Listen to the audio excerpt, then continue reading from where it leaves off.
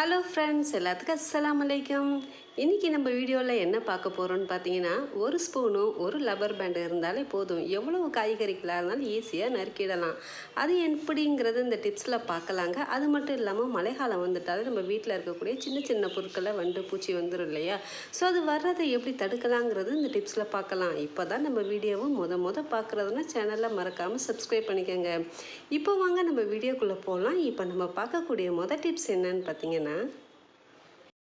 இந்த டிப்ஸுக்கு பார்த்தீங்கன்னா, நான் பேக்கிங் பவுட்ரு எடுத்திருக்கேங்க. இந்த பேக்கிங் பவுட்ரு பாக்ஸை ஓப்பன் பண்ணிவிட்டு இந்த டப்பாவை நான் என்ன செய்ய போகிறேன்னு பார்த்தீங்கன்னா, ஃப்ரிட்ஜில் தாங்க வைக்க போகிறேன். நீங்கள் இந்த பாக்ஸை அப்படியே தூக்கி ஃப்ரிட்ஜில் வச்சுக்கிட்டாலும் சரி, இல்லை கொஞ்சமாக கிண்ணத்தில் கொட்டி நீங்கள் ஃப்ரிட்ஜில் வச்சுக்கிட்டாலும் சரி. இந்த மாதிரி நம்ம வைக்கும் போது பார்த்தீங்கன்னா, நம்ம ஃப்ரிட்ஜை எப்போ ஓப்பன் பண்ணாலும் அவ்வளோ வாசமனமாக இருக்கும். நம்ம நான்வெஜ்ஜு சரி அல்லது வெஜிடபிள்ஸ் சரி உள்ளே வச்சுருப்போம் இல்லையா? தயிரெல்லாம் வச்சுருந்தோன்னு பார்த்தீங்கன்னா, அதுலேருந்து கொஞ்சம் ஸ்மெல் வர ஆரம்பிச்சிடும். இந்த மாதிரி நம்ம பேக்கிங் பவுட்ரை ஓப்பன் பண்ணி நம்ம ஃப்ரிட்ஜில் வச்சுட்டோன்னு பார்த்தீங்கன்னா, இந்த பேக்கிங் பவுட்ரு இருக்கனால அவ்வளோ வாசமனமாக இருக்குங்க.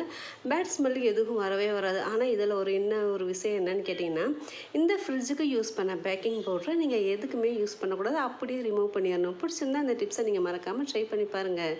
இப்போ வாங்க நம்ம அடுத்த டிப்ஸ் பார்க்கலாம். நம்ம வீட்டில் மிளகாத்தூளெல்லாம் அரைச்சி வச்சுருக்கோன்னு பார்த்தீங்கன்னா, மழைக்காலம் வந்துட்டால் அதில் கொஞ்சம் வண்டு வர ஆரம்பிச்சிடும் இல்லையா? அது மட்டும் இல்லாமல் அதில் இருக்க வாசமும் போயிடும். சீக்கிரமே பார்த்திங்கன்னா அந்த மிளகாத்தூள்லாம் கருப்பாகவும் போயிடும். ஸோ கலர் சேஞ்ச் ஆகாமல் இருக்கிறதுக்கு என்ன செய்யலான்னு பார்த்தீங்கன்னா, நம்ம பூண்டோட காம்பு இருக்கும் பார்த்திங்களா? இந்த காம்புகளை நம்ம இந்த மிளகாய் தூளில் வச்சுட்டோன்னு பார்த்தீங்கன்னா, இந்த மாதிரி நம்ம பூண்டோட காம்புகளை இந்த மிளகாய்த்தூளில் வச்சுட்டோன்னு பார்த்தீங்கன்னா, இந்த மிளகாய்த்தூளில் வண்டுகள் வரவே வராதுங்க.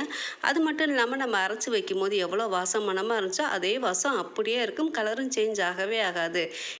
இந்த டிப்ஸ் பிடிக்கலன்னா இந்த மிளகாய் தூளத்துக்கு நீங்கள் ஃப்ரிட்ஜில் வச்சுட்டா அப்படியே இருக்கும். பிடிச்சிருந்தா இந்த டிப்ஸை நீங்கள் மறக்காமல் ட்ரை பண்ணி பாருங்கள். இப்போ வாங்க நம்ம அடுத்த டிப்ஸ் என்னன்னு பார்க்கலாம். மழைக்காலங்கள் வர்றதுக்கு முன்னாடியே நம்ம பயிறு பருப்பு எல்லாத்தையும் வெயிலில் காய வச்சு எடுத்துக்க வச்சுக்கோம் இல்லையா? அப்படி ஒரு சில சமயங்களில் நம்ம மறந்து வச்சிட்டோன்னு பார்த்தீங்கன்னா, அந்த பயிர் வகைகளும் சரி பருப்புலையும் சரி வண்டு வர ஆரம்பிச்சிடும்.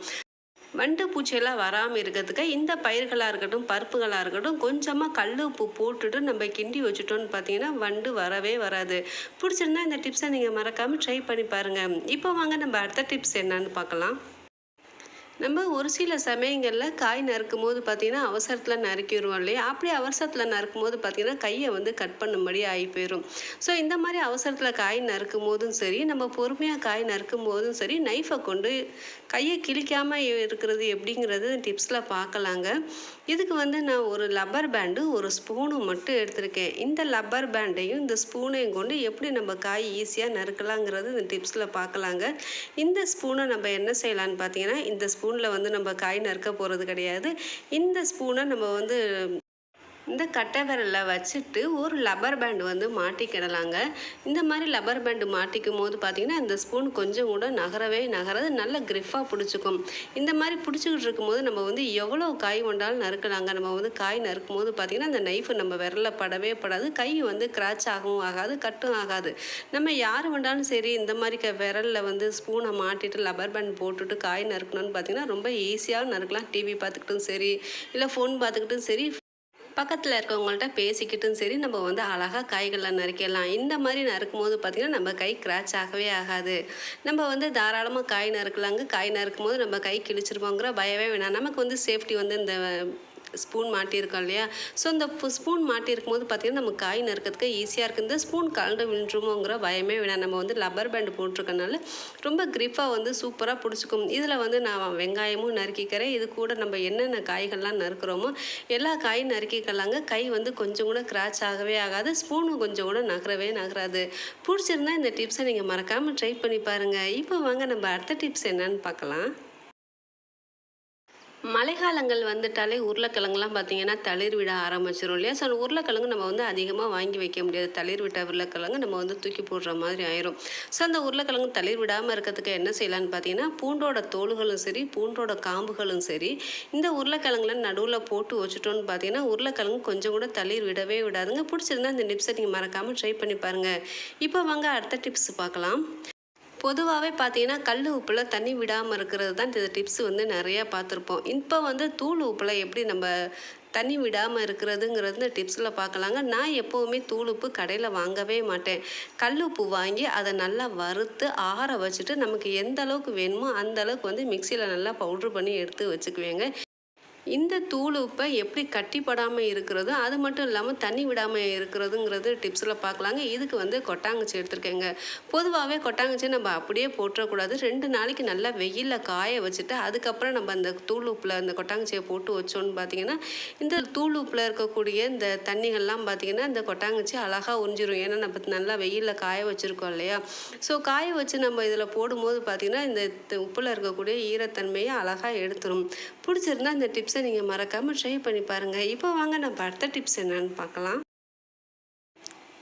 சர்க்கரை பார்த்திங்கன்னா கொஞ்சம் அதிகமாக வாங்கி வச்சுருவோம் இல்லையா. ஸோ மழை காலம் வந்துட்டாலும் பார்த்திங்கன்னா சர்க்கரையெல்லாம் பிசு பிசுன்னு ஆயிரும். ஸோ அந்த சர்க்கரையெல்லாம் பிசு பிசுன்னு ஆகாமல் இருக்கிறதுக்கு நம்ம என்ன செய்யலான்னு பார்த்திங்கன்னா இதுக்கு வந்து கொஞ்சமாக கல் உப்பு எடுத்துக்கிறேங்க. இந்த கல் உப்பை நான் வந்து சர்க்கரையில் அப்படியே போட போகிறதில்ல. நம்ம இந்த கல் உப்பை நம்ம சர்க்கரையில் போட்டோன்னு பார்த்திங்கன்னா நம்மளால் பாலில் வந்து இந்த சர்க்கரை போட முடியாது. ஸோ இந்த உப்பை நம்ம என்ன செய்யலான்னு பார்த்திங்கன்னா ஒரு நியூஸ் பேப்பரில் வந்து மடித்து உள்ளே போட்டுக்கிறேங்க. நீங்கள் வந்து நியூஸ் பேப்பர் பிடிக்கலன்னா ஒரு டிஷ்யூ பேப்பரை எடுத்துகிட்டு அதை நல்லா அந்த கல் உப்பை உள்ளே போட்டு மடிச்சுட்டு நம்ம சர்க்கரையில் போட்டு வச்சோன்னு பார்த்தீங்கன்னா இந்த சர்க்கரையில் கொஞ்சம் கூட ஈரத்தன்மை இருக்கவே இருக்காது. ஈரத்தன்மை இருந்துச்சுன்னா அந்த பேப்பரோட அந்த கல்லுப்பு வந்து அழகாக உறிஞ்சிரும். ஸோ நம்ம வந்து பயப்படாமல் இந்த கல்லுப்பை பேப்பரில் மடித்து போட்டுக்கலாம். இந்த மாதிரி போட்டு வச்சுட்டோன்னு பார்த்தீங்கன்னா இந்த சர்க்கரை கொஞ்சம் கூட நீர்த்தன்மை விடவே விடாது. பிடிச்சிருந்தா இந்த டிப்ஸை நீங்கள் மறக்காமல் ட்ரை பண்ணி பாருங்கள். இப்போ வாங்க நம்ம அடுத்த டிப்ஸ் என்னன்னு பார்க்கலாம்.